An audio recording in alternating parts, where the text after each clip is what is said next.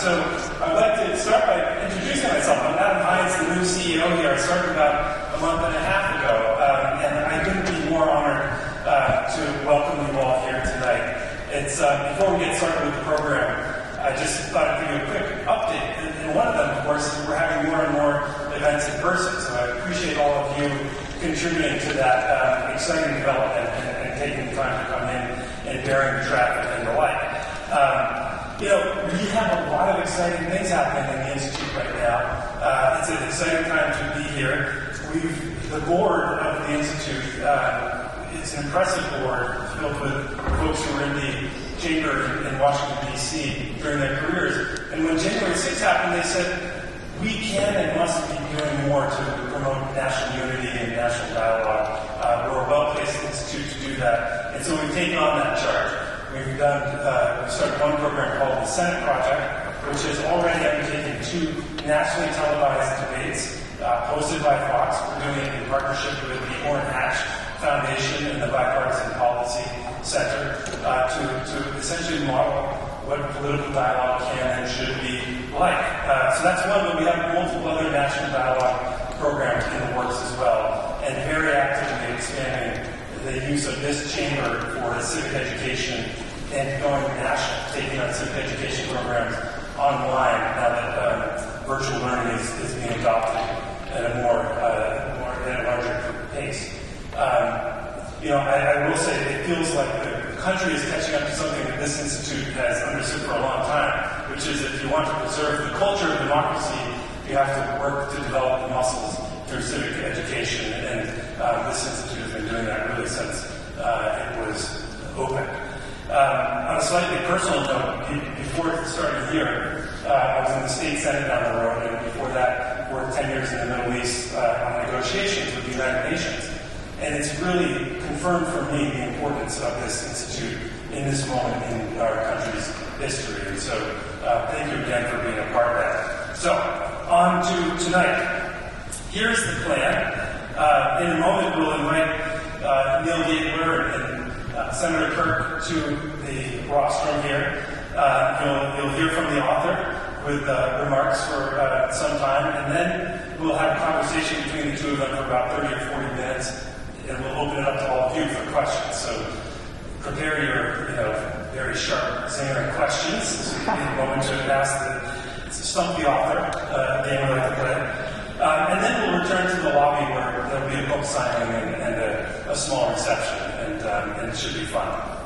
The Honorable Paul Kirk, as you all know, is no stranger to us here at the Institute or to this chamber itself, because he was our U.S. Senator in 2009 and 2010 when he filled the seat vacated by our own Senator Kennedy. He was an early and valuable member of Senator Kennedy's Senate team, and he did that before pursuing a successful career in law. He was the chair of the Democratic National Committee, as well as the chair of the National Democratic Institute, which has a global focus in bolstering democracy around the world. He continues to be a successful business and advisor and consulting firm. I'm not sure how you would describe it. I'll take liberties there. Among many other accolades. And so, as you can tell, to have him participating tonight means that his insights into politics and to Senator Kennedy himself and the state of our nation are second to none. And so, thank you, sir, for joining us. And Neal Gabler is a distinguished, maybe some of you know that, I see that the books are stacking up here. You'll know that he is a distinguished author, cultural historian, a television commentator, and so much more. He's been called one of America's most important public intellectuals. His first book, An Empire of Their Own, won the Los Angeles Times Book Prize. His second book, Windchill, was named the nonfiction book of the year by Time magazine. And his book, Walt Disney, the New York Times bestseller, was named the biography of the year by USA Today, and won a second Los Angeles Times Book Award, the Book Prize. He has been the chief nonfiction judge of the National Book Awards and the judge of the Los Angeles Times Book Prizes. Well, clearly not in the years that you won it, I assume. I wish I could. He's been a professor. He placed Roger Ebert and Gene Siskel, which is, I love this fact, on public television movie review program that they led and he did.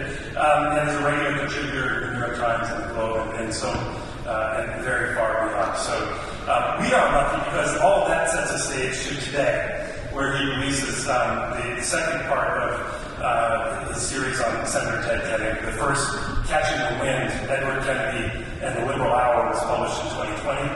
And this book, Against the Wind, Edward Kennedy and the Rise of Conservatism, 1976 to 2009, was released today. And for that reason, and all the above, we are incredibly grateful that this is your first stop, essentially. And we have an honor of hosting you. So the floor is yours, sir. No, both of you, right? First of all, thank you for showing up and sharing this evening with me. It's the publication day today, and I worked on these books for 12 years. So this day is very, very special to me because it's the culmination of an awful lot of work. And you will be the judge as to whether you think it was worthwhile or not, but I just am very pleased that you came to share with me. And I also want to say, yes? All right. I was just saying that I'm just very pleased that you came to share this day with me. I also want to thank the Institute for inviting me. And finally, I want to thank Senator Kirk. This is quite an honor for me. When I heard that he accepted this invite from the Institute, I would have never thought of asking myself. I could not have been more pleased and more honored. So thank you so very much. I want to make just a few brief remarks. I know brief sounds for a guy who's just written a book. It takes me about 100 pages to clear my throat, but I will be relatively brief. And my remarks will be, briefly book-centric. I'll tell you a little bit about how I came to write this book. And then we'll get to the meat of the matter, the substance of the book, which is the subject itself, which I think is what most people are here for, and to talk about who he is and what he meant. So why Ted Kennedy? Well, to be perfectly frank, that was not a question that I asked myself when I started this project, because I never begin with a subject. And I certainly wouldn't have begun with Ted Kennedy, not because I disliked him or had any sort of negative feelings about him whatsoever, but frankly because I liked him and I was positively disposed toward the Kennedy family. And you may ask, well, why would that be some sort of deterrent? The reason it's a deterrent is I always like to begin a book without any prejudice whatsoever. The book is a journey for me. And in the course of that journey, I like to make discoveries and to make determinations about that character.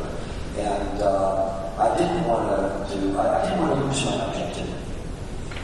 In point of fact, I will admit, and one cannot help this when you're dealing with Ted Kennedy, he had the same effect on me than he had on his colleagues and on his staff. That is, he charmed the hell out of me. And in some respects, when you write about him, however long it takes, you live with this individual.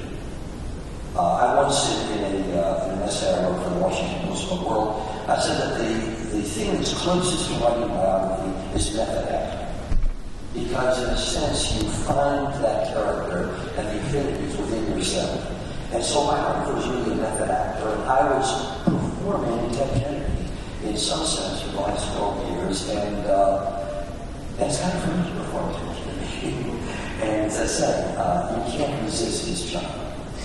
But I don't begin my books with subjects, I begin with questions. Questions that I want to have answered for myself. Questions for which I do not have a ready-made answer when I begin the project. That's why it becomes a process of discovery. And the question I began with when I began this book was what happened to liberalism? I'm going to make a confession. I'm a little myself. And you know, it plagued me that liberalism, the word liberal, became an anathema. As we all know, it's a dirty word. It's a dirty word in American politics today, though thankfully a little less soil after last Tuesday than it was before. But I wanted to understand what happened here. How did this process come about? I'm not the first person to ask this question. I'm about the millionth. I read an awful lot of those books and analyses, but they were always in some respect unsatisfying to me. And I'll tell you why. Because the answer was always, well, liberalism died the death of 1,000 cuts. And I felt, well, when you say that something dies from everything, basically you're saying it dies from nothing. And I want to be more precise. You know, the 1,000 cuts approach was not the approach I wanted to take. I wanted to take the stepwise sort of approach. What's the thing that really slash liberalism and under which these other things could be subsumed? And so I thought, how does one approach this? Because that's the second thing. The second question I always ask myself after I pose the primary question. And the way I go about this is I say, what's the subject as a matter of fact? Who is the subject that enables me to examine this issue? Whose life illuminates? When I wrote about the rise of celebrity culture in this country, I wrote about Walter Mitchell because, as gossip columnist, he was basically the headwaters of the rise of celebrity and the fascination of celebrity. When I wrote about Walt Disney, I wrote about Walt Disney because I would watch my daughters when they were young and saw their fascination with Walt Disney and how similar it was to my own fascination. And so the question was, what did this guy have? What was it about him that made him so fascinating? And then I embarked on a 7-year course to try to answer that. So here I thought Edward Kennedy, the preeminent liberal, the mystery, would be a perfect prism through which to examine what happened to American liberalism. And I'll just want to say again, very as briefly as I can, that I discovered fairly early in the process that I was asking the wrong question. I was asking the wrong question. And I believe so were most of the people who posed the question, what happened to American liberalism, as if liberalism somehow declined because of some deficiency within it. And I thought, well, liberalism as we know it really was born in the New Deal, with the government coming to the assistance of those who needed that assistance. And after World War II, Americans, whether this was true or not, felt that they no longer needed that assistance. In point of fact, what really happened is that assistance became so embedded in American life that people didn't realize that they were living off of the New Deal, even when they were. And so the question I thought really became, why did liberalism last as long as it did, when most Americans didn't need it? And the answer that I arrived at was that liberalism had something that conservatism did not have. And I'm going to tip my hand here and say, conservatism doesn't have it now. I'll tip my hand again and say conservatism will never have it. It had moral authority. Liberalism had moral authority. It's a very powerful thing. Moral authority is very powerful. More powerful than most politicians understand. But I'll tell you a politician understand. Take it. And so the book became an exploration of what happened to the moral authority of liberalism. Clearly, the primary project of conservatism and of Republicans, once the party was captured by conservatives, was to destroy the moral authority of liberalism. And they largely succeeded in doing so, which is the story I tell in this 1,000-page book. But to the extent that morality drove liberalism, you could find no more exemplary figure than Ted Kennedy. And so the story of liberalism and the story of Ted Kennedy conflict. And they conflicted two things, both positive and negative. The positive is that to the extent that liberalism was kept alive through the Reagan years, through the Bush years, through the Bush 2 years, to the extent it was kept alive, it was largely kept alive through the power of Ted Kennedy. But also, one has to admit, to the extent that it lost some of its moral authority, its moral authority, Ted Kennedy is the preeminent liberal who is partly responsible because of his own personal evidence. And he undermined moral authority. And you all know, I don't have to tell you this, that conservatives wrecked on every single solitary misstep by Ted Kennedy in the process of saying, if he's personally irresponsible, he's politically irresponsible. And Walter Mondale made the comment, the Captain critic, that, when Ted Kennedy drove off that bridge, he took liberalism with him.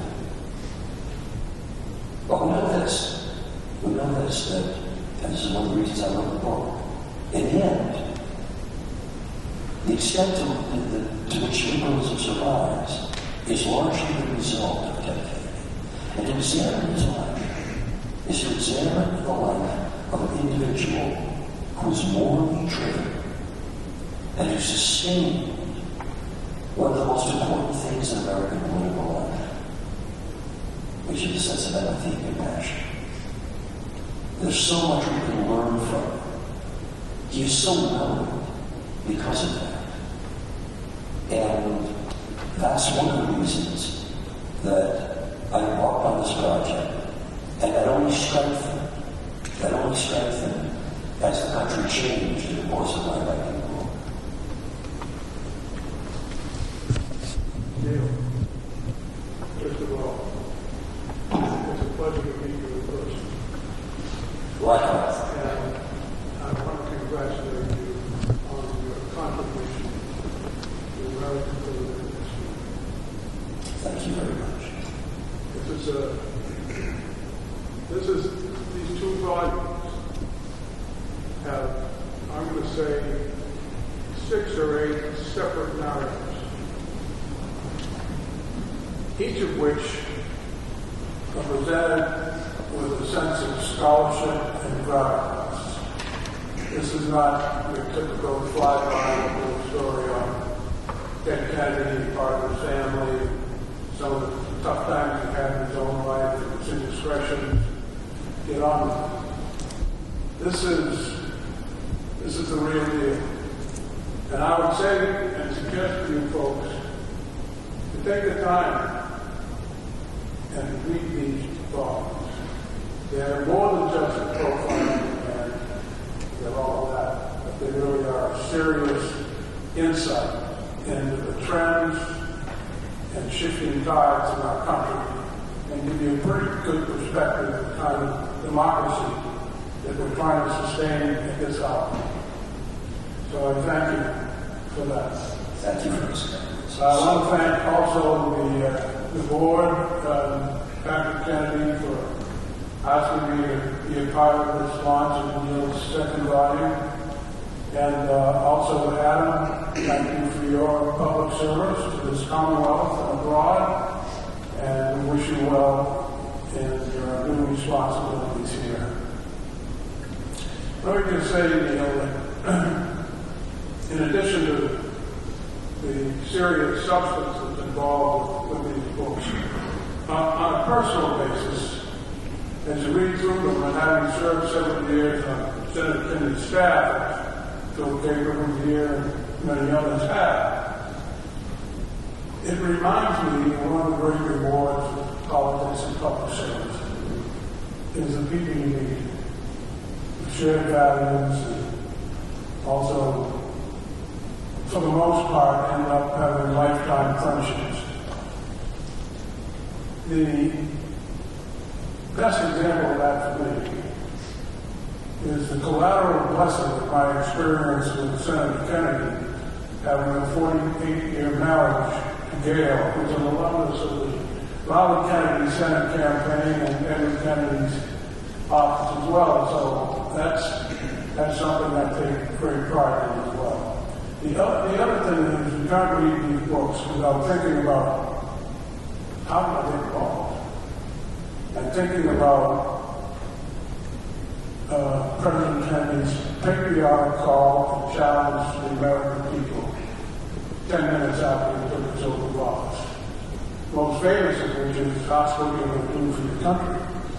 And my generation couldn't find a way to get in soon enough.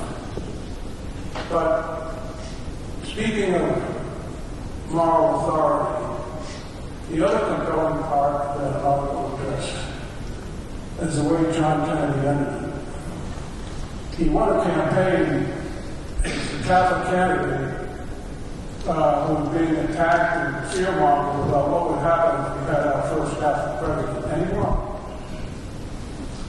But he was not deterred by the following prayer, the way he closed the inaugural address, when he said, "With a good conscience our only sure reward. With history the final judge of our deeds. Let us go forth to lead the land we love, asking his blessing and his help, but knowing that here on earth God's work must truly be our own." I'm not persuaded, in fact, I'm sure, that those words, along with St. Matthew's Gospel, where God said, "What you do for the least of my brethren, you do for me," were in effect the North Star for John Kennedy's youngest brother, and he spent his life doing good for others. And as Neal was saying, moral authority ended up being his gift, and something we want to talk about as we go through the evening.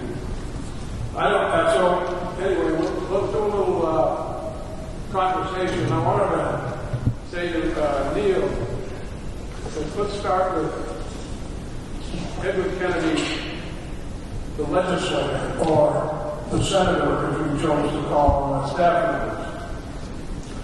You write in this book about his mastery of what you call the chemistry of the Senate, as well as the physics of the Senate. And you also mentioned your fascination in learning about his legislative style. And I wondered if you'd expand on those concepts for our audience. Gladly. By the physics of the Senate, I mean the mechanics of the Senate.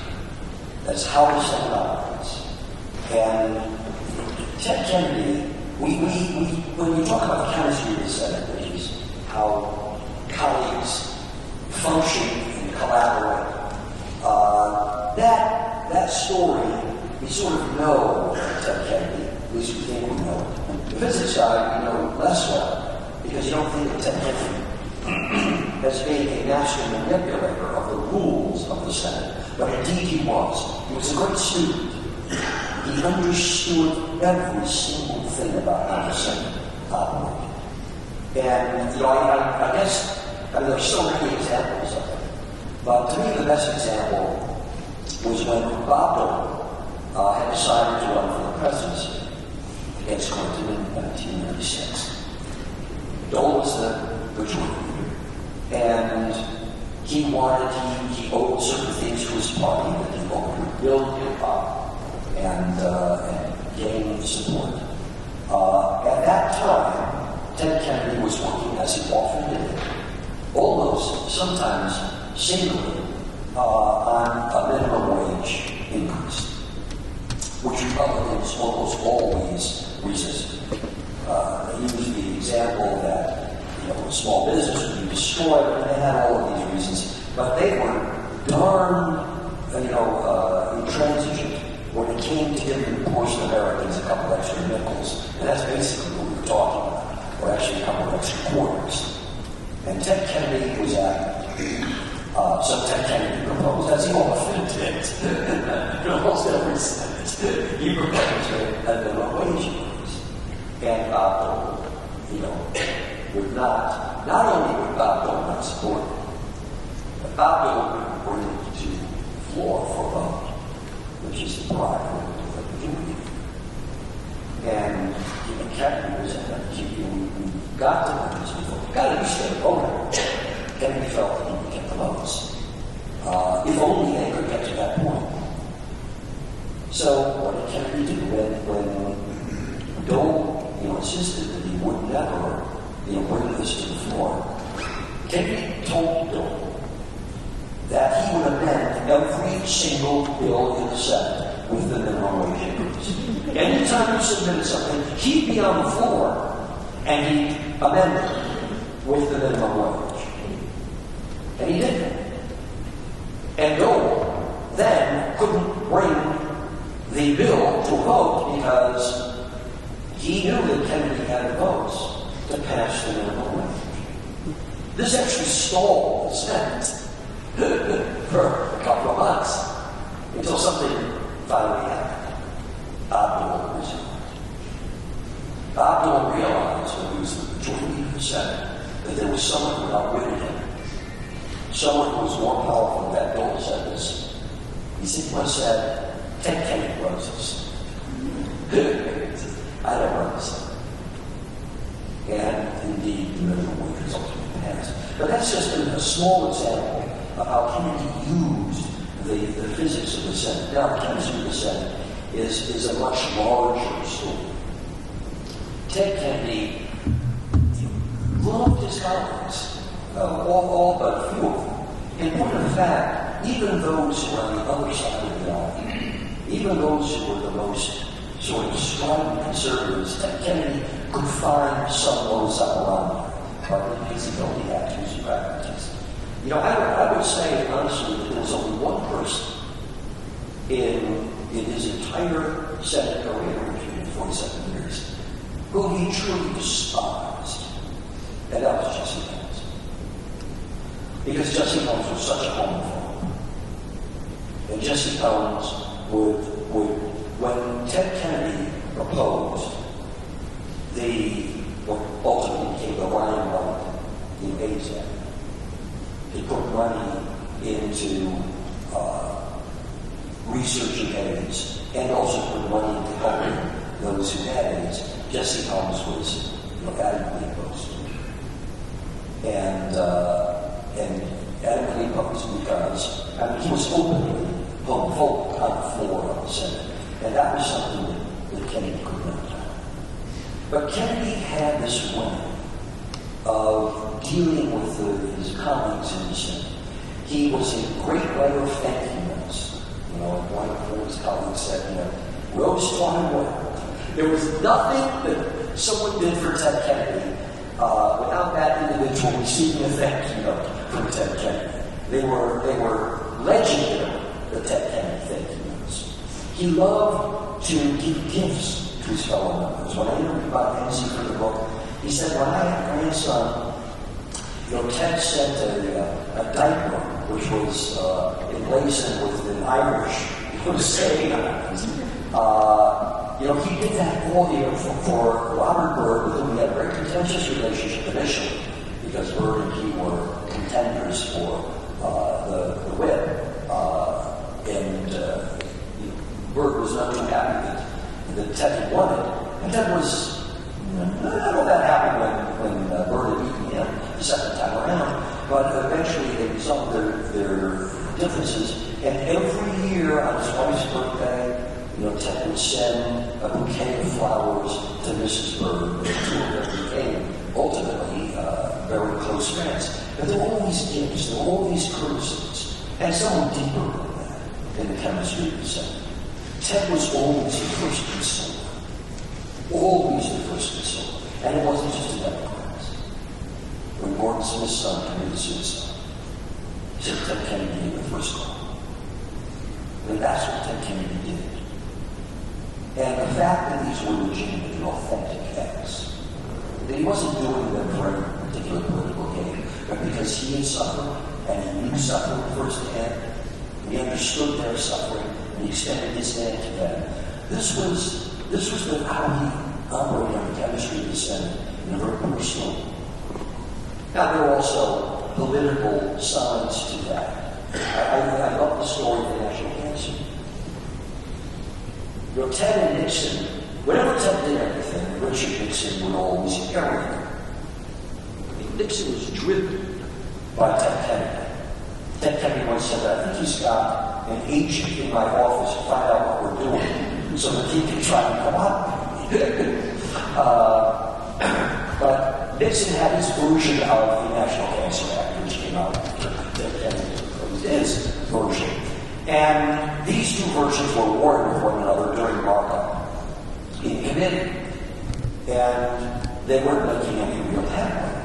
Nixon was determined to get credit. Give a damn about cancer. He really cared about it was. He wanted credit. He wanted to deny Ted Kennedy. Kennedy actually didn't want to make his or some headway. And so as they went to loggerheads on this, Ted Kennedy did something incredibly unusual and an incredible courtesy. He said, you know what? I'm going to withdraw my bill, and you can substitute Nixon's bill for mine. And he pointed to Republican Senator Pete Dominic of Colorado. And he said, and Pete Dominic, you know, this is not going to be Kennedy's bill. Because Republicans love to deny Kennedy credit. And then, you know, part of the courtesy of the Senate is getting your name on a bill. So he said, this is Pete Dominic's National Cancer Act. Dominic was stunned. The room was stunned. You could heard victory. Oh, they, my God, this is a generous offer by Kennedy. In fact, Dominic's aides, he's never had a bill like this. His aides sidled over to Kennedy's aides and said, how do we write this bill? They had no idea. But then, you know, so the room was excited. The bill was going to advance. And Kennedy had made this generous offer. And then Kennedy said, no, I want to make one amendment here. You know, after the enactment clause, I would like to substitute, you know, Senate Bill 34, which is Kennedy's bill, for the rest of the bill. And so what happened was, Pete Dominic's National Cancer Act was really substantively Ted Kennedy's National Cancer Act, but Dominic got the credit. And that's the sort of thing. There's another, I know I'm going on, but this is one of the great stories of the chemistry. He said his order match on SJ, which was, you know, one of the signal achievements of Ted Kennedy, which was providing health care for children whose parents were not poor enough to qualify for Medicaid, but not rich enough to provide health care. Now, how did Kennedy get Orrin Hatch, a conservative, in a chamber in which conservatives are not particularly known for giving concern about health, or more concerned about denying any kind of government involvement in anything than giving health care to children. And this is how Kennedy did it. It's too broad, and it goes to this chemistry of the Senate. This is Kennedy's brilliance, but also his decency. First part was, Republicans opposed government doing anything for anybody, basically, because they didn't want them to spend money. So Kennedy said, he went to Orrin Hatch, because he always needed a Republican partner, particularly when he didn't, when the Democrats didn't have a majority. He went to Orrin Hatch once morning and he said, why don't we finance this bill through a tobacco tax? Now, one is, vehemently opposing tobacco. And Hatch said, that's a great idea. We'll slap a big tobacco tax on every carton of cigarettes so people won't smoke. So, Hatch was on board. But Hatch also was, as some of you may know, a composer. He wrote music. He had this music recorded. And he fancied it. He had a giant sound system in his office. And when Ted would go visit, Ted would bring one of Ted's favorites, one of Ted's important things, was a man by the name of Neal Gabler, who had been a Broadway singer. You know, he had literally been a Broadway singer before. And Ted would bring him in, and Littlefield would serenade Orrin Hatch, who loved music. But when you got to SJ, serenade was not enough. So what did Ted do? Get Orrin Hatch, memorize a composition of Orrin Hatch's. And Littlefield came in. And Littlefield sang in Orrin Hatch's song. And thus was Orrin Hatch moved to support co-sponsor Lincoln's seat in passing this. Fantastic story and true. I just want to go back and just pick up when we were talking about Bob Bird. So this is Robert Bird has did a lot of other folks. Did an oral history on his experience of Ted Kennedy. He's put together by the Miller Center. It's in the archives here for anyone to peruse. Bill Caper's in there somewhere. But Robert Bird was interviewed by Jim Young at the Miller Center. And he told Young that when Ted Kennedy came to the Center, I resented it like I did in Florence. It came through his Senate and used it as a stepping stone for some other aspiration, and those of us who revere this institution didn't take the time. And then he got involved sooner than he should have and ran against Russell Long for the whip job and did a lousy job on it. And I decided, this is a word to use, I despise this man. And he beat him. It took Kennedy out of the whip job. And he said, I won, he lost. The first guy to come to my door was Ted Kennedy. And he said, you won fair and square. I'm here to help you. Anything you do, anything you need, you can call me. So then Bird went on to say, I watched him from then on. He said he was the most prepared senator of 100 in this party. He was enormously helpful to me at times getting the votes as a whip. He knew every man and woman on his committee, their leanings and their needs, and enormously helpful. And he went on to describe how much he came to admire Ted Kennedy. And then, before the interview closed, he said to Miller, I love that man. He's one of the greatest senators I've ever served with. He reserved a little room for Richard Russell of Georgia, fellow conservative. And so Bird, whose background was as a member of the Ku Klux Klan, up from the hollows of West Virginia, looks at this guy coming in from Massachusetts, some spoiled liberal, thinks he's going to run on over us. And he went from a totally despising to loving him. And I happen to be privileged to be in the United States Senate, sitting in Senator Kennedy's chair. This is one of those situations very rarely in the modern age. Senators asked to stay in their chair and rise and vote when their name is called. Usually they come up at the desk and tell the clerk to go aye. So there's 100 of us there, and I'll never forget it. You go in alphabetical order. It is Mr. Bird of West Virginia. Mr. Bird, most of us have to stand. He was then so infirm he was in a wheelchair on the aisle, center aisle, with an audible sob.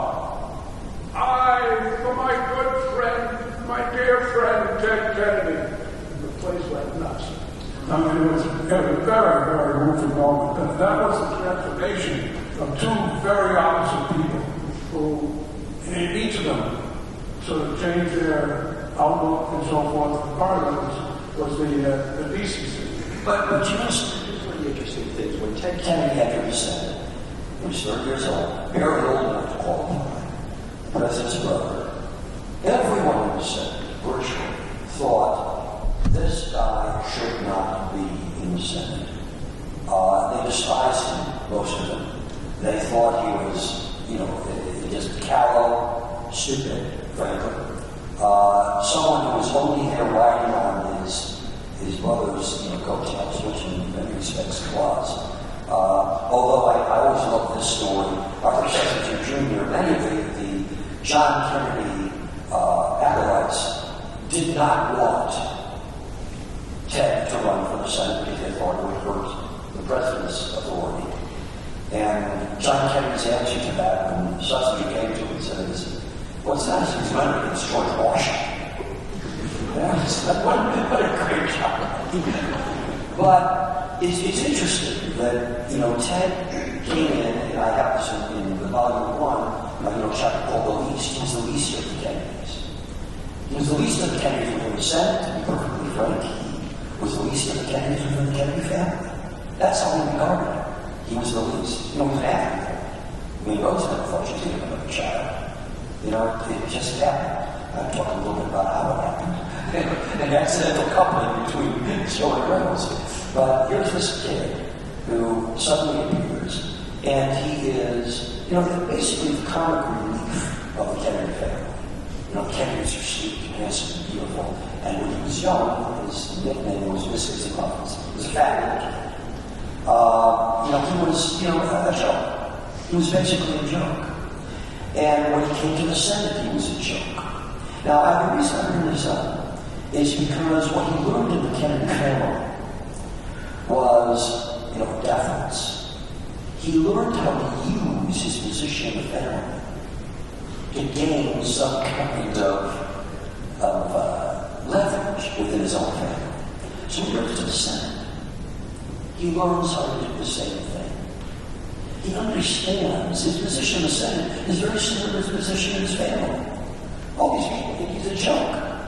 And Kennedy uses that to show, to prove his merit. And he has to prove his merit. And we ask him, why did he work so damn hard?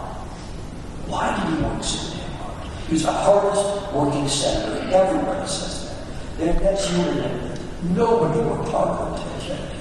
He worked all day, he worked all night, he got home, and he was, and to this argument about how stupid he was, I remember talking to the interviewer for the book John Test. And he was saying, when Ted Kennedy came to talk to Clinton, and he brought in occasionally a bill, and sometimes the bills were pretty heavy, he knew every paragraph. He knew every single paragraph. It was a study. He put out his performances, basically. Now, I made so-and-so, it says such and such. Once he found out that there was a date wrong in a bill, the bill was dated wrong. I mean, that's the kind of secrecies, that he would, examine this. But he felt he had to do that because he had to prove that he was his brother's equal, which never felt he was. So, in some ways, his own sense of inferiority and the general sense of his inferiority, frankly, was one of his assets as a senator, or turned into an asset. Yeah, I'll give you another slant on that if I may. Sure. I think he was. He thought, was always going to try to get a word in at dinner table with all other people there and so forth. But part of the reason that he overcame expectations was his persistence and his perseverance. A couple of examples during growing up, although the first one, he was in college. He came from a hugely, fiercely competitive athletic family. He was the only one to achieve any sense of stardom because he caught the winning touchdown pass against Harvard. It was a big deal. A big deal. And then he was not inferior at all. A family that chose politics as their avenue for service. And even as one of the President of the United States said, he's the most natural politician, the best politician in the family. And I would say this, my sense is not so much he wanted to prove himself as good as his brother. My take on it was that he wanted to perform with a standard of excellence that they would expect from him and take up the causes and the fights that they weren't there to be able to, and to make as much difference in a positive way that he knew were they there, they would. So it was really, I think, how much he I know how much he loved and revered and distant, and that his battle was to be able to perform where they'd be proud. And I think that was as much of his motivation as I have to live up to what they, I mean, it's just a nuance. And we ended up in the same place. I think that's absolutely Greatest senator in the United States history. And to your point, it's interesting that Bobby amplifies what John did. I mean, Bobby is considered a more liberal senator than John was the president. And I think that Ted amplifies what Bobby did, though some people may disagree. I think each amplifies his predecessor. And, you know, the famous fallen standard speech in Worcester after Bobby's, assassination, and Ted says, I picked up a fallen standard of my brothers. Well, he did, but he not only picked it up, he tried to put it up higher. And I think I say this in Volume 1. We tend to read the Kennedy brothers forward into Ted. And he seems to be slightly bigger because he's the heir of John and Robert. But I make the case that in some respects, we read Ted back into Bobby and John. By which I mean Ted is the most liberal by far of the three. I mean, Ted is the most fervent of the three. You think Bobby's been fervent, he was. But Ted was fervent for 47 years. Ted was, everything Ted does in the Senate, just about. There are very few exceptions to this. But almost everything that Ted does is morally true. This, in some ways, Senator, I think, is his gift. He has many gifts. He said he's the most natural politician you've ever. There's no question. He loved politics. He loved shaking hands. He loved those courtesies he gave. Those were not things he did only for senatorial advantage. He liked it. He loved people. He loved people. All people. He didn't just do that in the Senate. I mean, he was courteous to almost everybody. I mean, he gave out ice cream coupons to the young man who ran the elevator, in the Capitol. I mean, that's who he was. That's the kind of guy he was. But he was also fervent. The term that's often used, most often used about him, speaking in the Senate, was bellow. Ted bellowed. But Ted bellowed because Ted was, I think, arguably the most passionate senator. And I would argue, and perhaps we'll talk about this more, this matters. I mean, you want to talk about Ted Kennedy's relevance? This matters. Passion matters. Morality matters. We don't think it does. But I think in the final analysis, what Ted Kennedy had, more than anything else, even the mastery of physics and chemistry and all of that, was he had morality.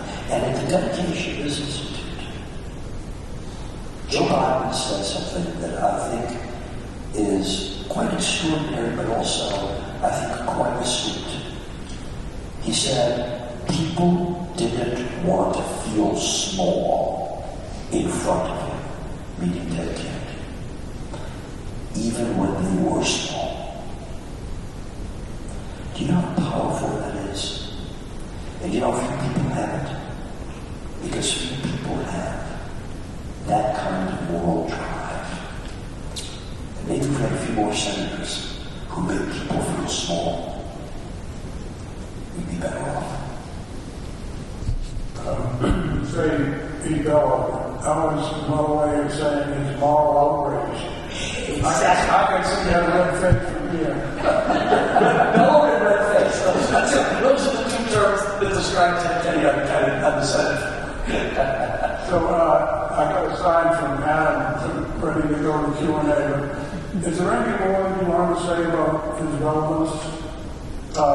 Yes, I do want to say this about his relevance, and I just want to extend what I was saying. Because, part of the issue is, well, let's talk about, this fellow who no longer is with us, and despite the fact that he, in my estimation, was the most consequential public figure of the last, 50 years, if you mean by consequential, the one who affected most lives. He affected more lives than just about any president, since Franklin Roosevelt. I mean, if you look at the roster of legislation, every life in this room was in some way affected by legislation that Ted Kennedy passed. But I will say this, and it's apropos of what happened last Tuesday. What happened last Tuesday, those of us who are liberals, the conservative views, but it was miraculous. It was truly miraculous. It was amazing. Unexpected. Why did it happen? I remember, going into it, Michael Moore, filmmaker, was one of the very few people to predict the Democratic success, said, I don't think the American people are going to trade their democracy to get a dime off the gallon of gas. And I said to myself, my wife, we were talking, oh yes, they will. Because I'm a pessimist. they do it for a penny off their gas. They trade their democracy. But the point of the fact is Michael Moore was right. He was right, they didn't. They didn't trade a dime for their democracy. And how does this in any way get back to Ted Kennedy? Because Ted Kennedy obviously had legislative influence, but he also had spiritual influence. What we can learn from Ted Kennedy is the power of the moral force. Nothing Ted Kennedy did in the Senate, or almost nothing, did he gain great political advantage from. I end Volume 1 with Ted Kennedy being pelted by eggs and his door handles of his car being smeared with dog feces by the very ethnic, Massachusetts voters who had put him into office because he supported, school integration. He didn't gain much from supporting that school integration, or from any of the things that he supported. What did he really gain in one of the most important campaigns during the Reagan administration, when he realized that only Reagan's moral vacuity could allow him to do something, and that was, South Africa, imposing sanctions on South Africa. What did he gain in Massachusetts from that? Not much. So here's my point. My point is, Mario Cuomo said of Ronald Reagan. Ronald Reagan's most important contribution to America was that he made the denial of compassion respectable. And I say one of the most important things that Ted Kennedy did and that we can continue to do is to make compassion respectable again. I just remind folks also about President Kennedy's words are timeless, but this is a quote I think applies to the young brother as well. He said, I'm certain that after the dust of centuries has passed over our cities, we will be remembered not for our victories or defeats in politics, but for our contributions to the human spirit. Yes. He had to know Ted Kennedy, because that's what he did every day. I want to open the floor for questions. I hope somebody's ready to ask Neal or Dr. Phil Gabler. Many years on the Senate staff. Welcome to Marcus. Your opening, what happened to liberalism? I'd like to comment on this particular statement that I looked at through my readings. Over time, political private lives became more open to the public. Ted Kennedy was just one shining example. Conservatism has learned to personalize that moral authority for negative reasons. And yet we're led to believe most conservative politicians are the true possessors of moral authority. Thus we build divisions in the country we're experiencing now. Republicans scream grievances, and Democrats continue to look forward.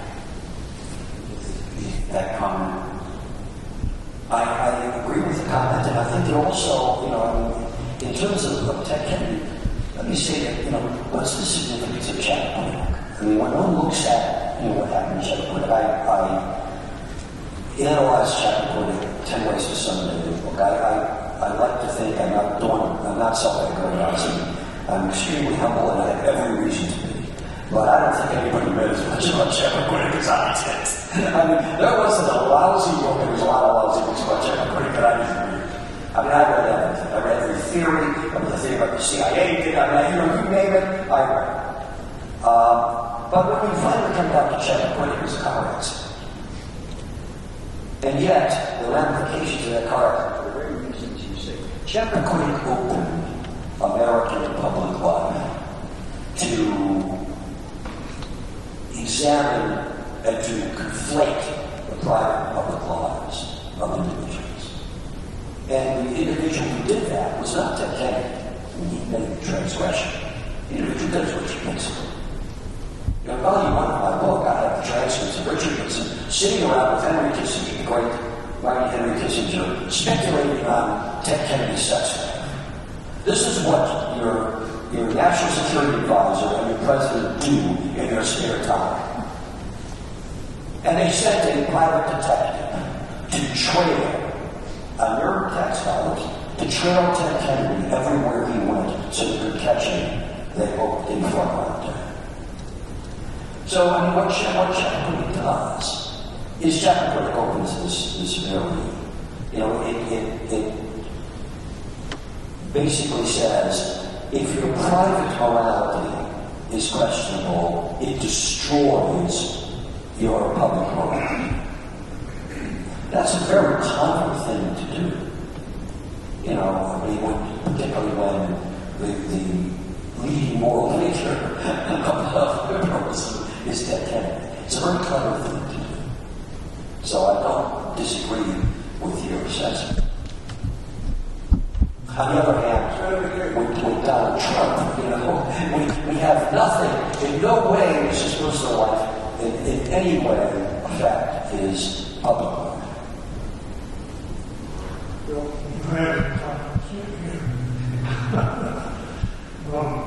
When I joined Senator Kennedy's staff in 1971, just after I completed my medical training here in Boston, and what attracted me to it was his sponsorship of the Health Security Act, which we today call Medicare for All, one single pay.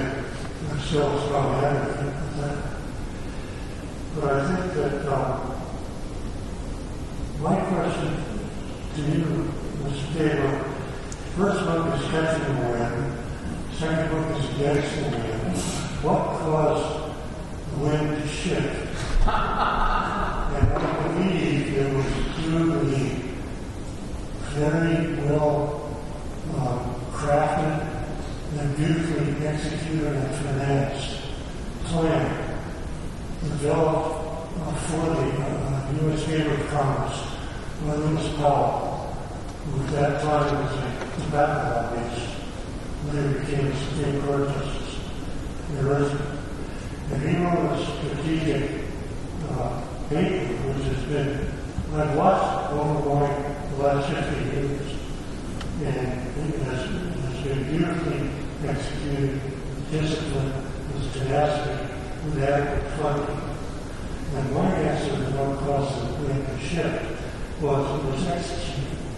It was murdered by this conspiracy, which I admire people who were able to execute. I have no sympathy for its objectives. As the U.S. Chamber of Commerce, alarmed by the activities in the 1960s, wanted a way to make America more business friendly.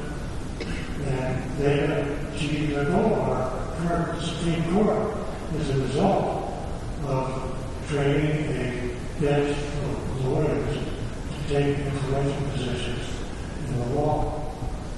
And I think that I'd like to hear Congress give a take on that, my interpretation of what happened over the past 60 years.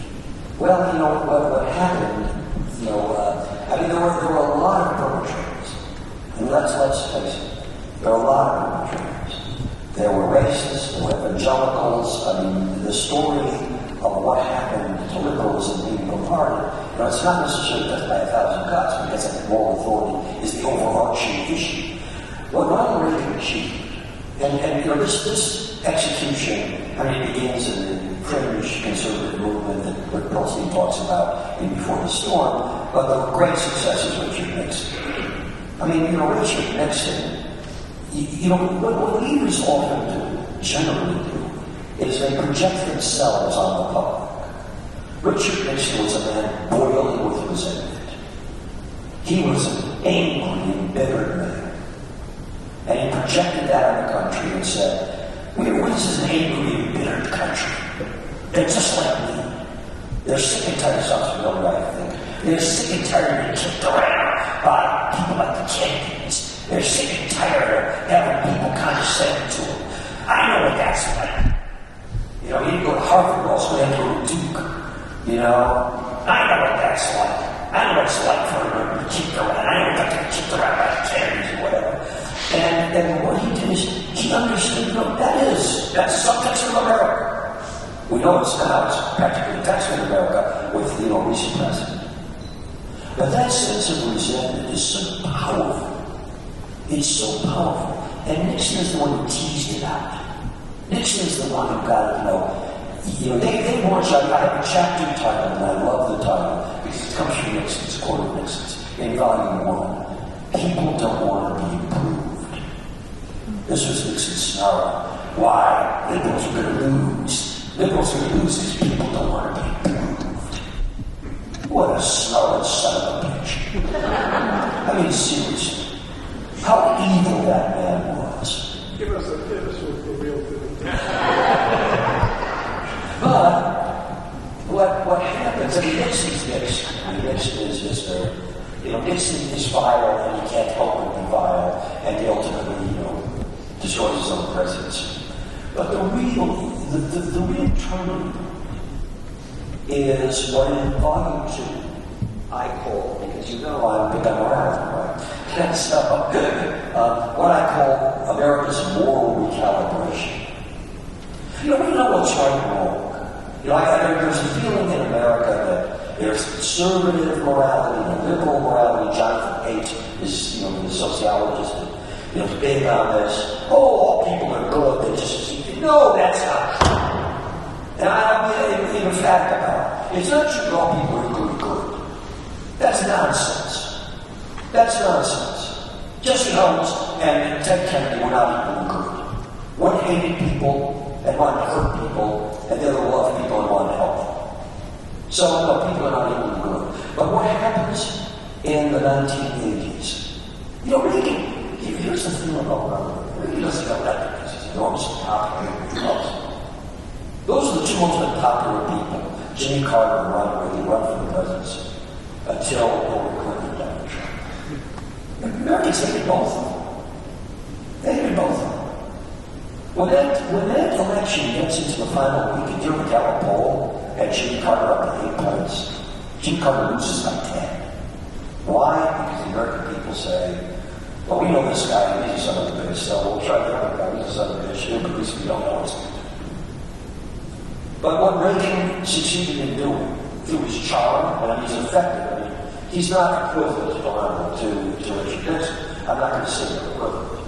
But what he succeeds in doing is morally recalibrate the country. We know what's wrong. We do. I know this is not something that people want to embrace, that you won't find it in newspapers, you won't find it in columns. I tried to write a piece about, competing moralities. You can't get it published anywhere. And I get hundreds of pieces published in my lifetime. This is not a piece I could ever get published anywhere. But what Reagan did is he morally recalibrated the country. Compassion, denial of compassion became respectable. We don't have to do things for black people. Why should we? They're another interest group. Who gives a damn about it? We're an interest group too. What makes them a superior interest group? We don't have to do anything for poor people. You know what? Americans are independent. We ought to be independent. You know, we do things where we're self-reliant. You don't have government help people. They'll lose their self-reliance. You can go down the list. You know what the Red Book is? You know, honestly, I've discovered this when I was writing it. I mean, this wasn't a preconception. It's Ted Kennedy basically proposing something that's going to help someone who's voiceless and powerless and poor and marginalized and black. And it's the massive conservatism coming after and saying we're going to deny all of this stuff. How do we stop? How do we stop it? How do we stop it? The main project in this book of the Republican Party is destroying the deed. It's all they ever talk about. I mean, look at it literally. How do we take apart? And Gabriel says, I've taken apart the New Deal brick by brick. He didn't do it. I mean, as Dwight Eisenhower said in that book, this is volume 1. He wrote a letter to his brother. If I get rid of the New Deal, I'll be impeached. But, you know, this is really the project. How do we destroy every single thing that the government has done to help people who need help? And we just got a taste of it. You know, what were the Republicans announcing before last Tuesday? How we destroyed Social Security and Medicare. The third rails of American politics. They don't care if they get electrocuted. They don't give a damn. How do we get rid of them? How do we destroy them? That's been the enterprise. I mean, in this book, you'll see that again and again and again and again, to the point where you feel like you're knocking your head against the wall. You can only imagine how Ted Kennedy must have felt. Because he was bashing his head against that wall every single day of his life.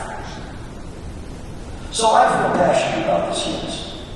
You know, this isn't a book that just, you know, is kind of, here's desiccated history, dry as dust. No. Ted Kennedy was a man of passion. And the book is, I think, written with my own sense of passion. Because what else is the point of the book if we don't do something about this moral recalibration? Let's moral recalibrate again. Back to what used to be called morality. Compassion, decency, tolerance. Remember those things? Remember those things? Between a party in the United States told us that we shouldn't be compassionate, we shouldn't be tolerant, we shouldn't care about those who are less fortunate than we are. Yeah, it sounds like Sunday school bromides, except now the bromides are going to have to be self-reliant and hurt people. I knew a man, and it was a wonderful ad campaign against LePage, who was the kind of Donald Trump man. And it had a series of things that LePage had said. He's against this, he's against that. You know, he's divisive, he's angry, he's uncooperative. And the last one was, and this sums up in some ways American politics today.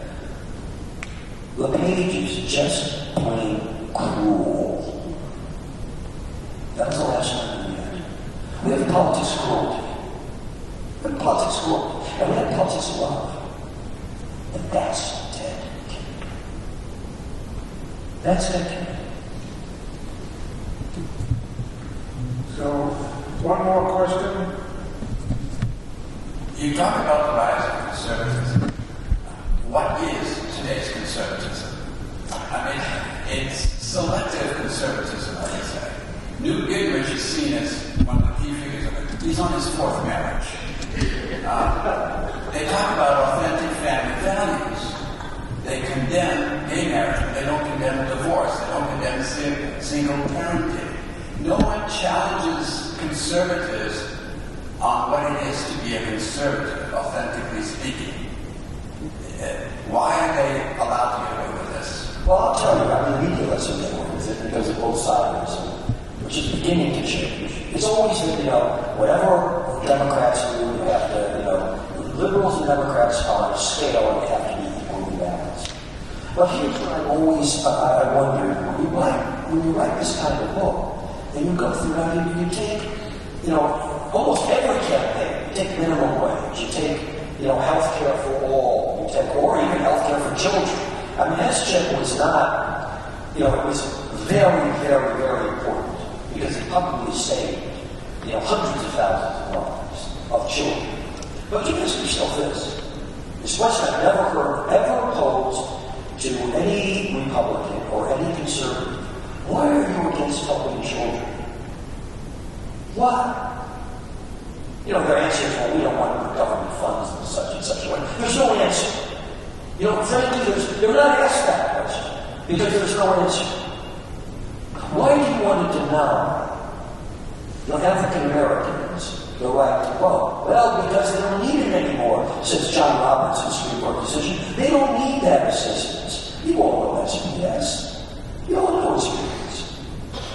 But point by point, you can go down this list. And you can ask yourself, I get back to the word of politics of cruelty and punishment. Punish people, and Ted Kennedy talked about this. Ted Kennedy talked, why punish people because they are poor? Why punish them? Why hurt them? What's the point? What do you get out of it? What do you get out of taking people, Ted Kennedy, who can't afford the things that you conservatives can afford, and you want to deny them more? You want to deny them that extra quarter on the minimum wage. What do you get out of it? What great feeling do you get out of punishing people who are already hurt? I don't have the answer to that.